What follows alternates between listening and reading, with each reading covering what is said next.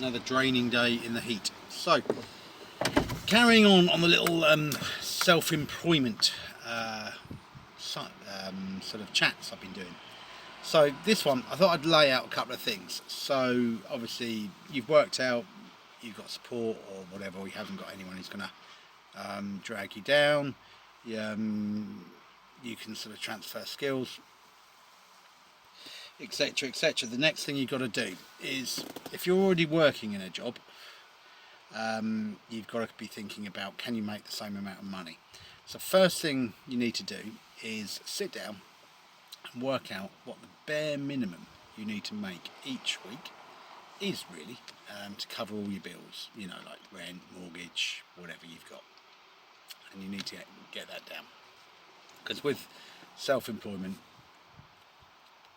you need to go out and get that each week, really, before you've even done anything else. You need to then sit down and work out what your likely vehicle costs are going to be. So you might need to purchase a van outright. You might buy a van on lease. If you purchase a van outright, you still need to pay that back to your self-employed business. So I don't know, pretend you buy a second-hand van for £3,000. You want that paid back over 2 years, don't you, really? So that's going to be another £30 a week you need to make as self-employed. You then need to work out MOT costs, obviously your insurance. Yeah, business insurance isn't that high for a van, actually, but you need to work that out. You need to work out cost of sort of repairs. Sometimes people always used to say that roughly what you spend on fuel is what you'll end up spending on repairs and maintenance. So kind of, yeah, it might be okay. So work out roughly how many miles you might be doing each week, etc. You then need to sit down, really, and work out, you might be, obviously I said before, you might be in a toxic workplace or something. You need to sit down and work out, is that actually achievable to do? Also, you need to work out, let's take a minimum wage, right? So minimum wage, working in a warehouse, packing, stacking shelves, whatever it is you do for minimum wage, it's guaranteed. Now, with any minimum wage job for 40 hours a week, you are guaranteed a pension.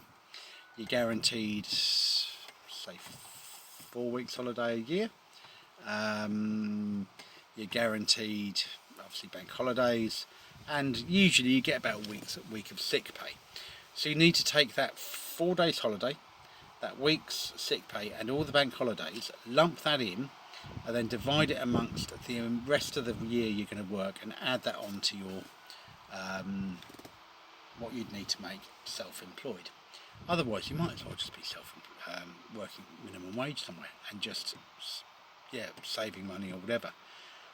Some of you've got a dream, and that's worth doing, but just bear in mind you will end up working under minimum wage, certainly in the first couple of years anyway, because of all the stuff you're doing, quoting and other bits. You're probably going to want to allow a bookkeeper cost in with that. That's going to be, what, $500 a year. So again, another kind of allow a tenner extra a week. So you need to add all of that on to what you're going to earn per hour as self-employed to get minimum wage. That's gone up. It's not beyond the realms that you're going to need to earn £25 an hour to cover your minimum costs, to then actually earn out of it minimum wage, once you take into account all of the holiday, sick pay, bank holidays, and obviously your pension contributions that your employer would have made. That's not beyond the realms. Now, do you have customers who are prepared to do that? So already you're at a point where you're going to, if you're doing an 8-hour day, you're going to need £200. Straight off the bat, you're going to need that. You might be able to find ways of cutting costs, and there are other things you can do, but kind of roughly, I reckon you're going to need to earn £200. Can you get £200 worth of work? You'd want to factor in things like, you could probably do it all from home, but you don't want to advertise your home address, so you're going to need things like a mailbox that you can get.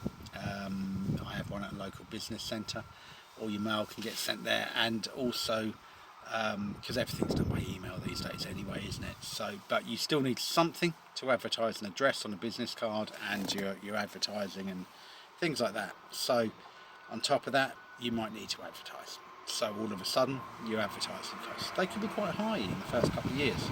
So you've got to add that onto your WAG. So you're going to need roughly possibly 220 a day, possibly. Can you earn that out of what you're doing?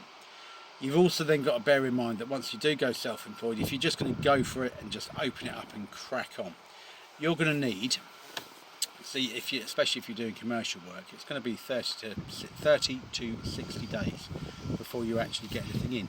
So you're going to need, I would say, 3 months' money in the bank. So when you think about it, that's going to be what?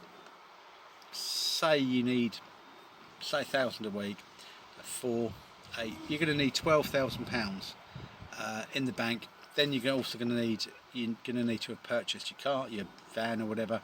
So that's another 3. Potentially to be self-employed. I mean, you're going to get people who can just go out tomorrow and start window cleaning around. They go out tomorrow and just say, I'm a handyman, and they'll do it a lot cheaper. But to do it properly, commercially, and everything above board and everything, you are going to need probably at least £15,000 behind you before you even begin. What's the next thing you're going to need on top of that? You're going to need, obviously,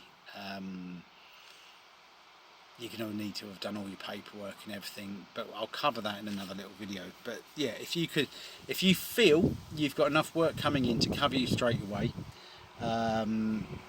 I reckon you'd need 15,000 straight away to start self-employment tomorrow, and a proper plan. The other thing is, obviously,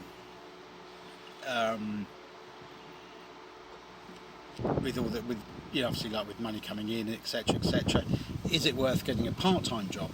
Have you worked out your minimum costs and worked out, actually, I only need to work 20 hours a week to cover my basic living costs? You could do that. You could just work part-time, 20 hours a week, and then spend the rest of your time just setting up your self-employment, which is something I'll cover in the next video. But it's really something to think about. You need that money behind you. You're going to need that money. You're going to need a vehicle.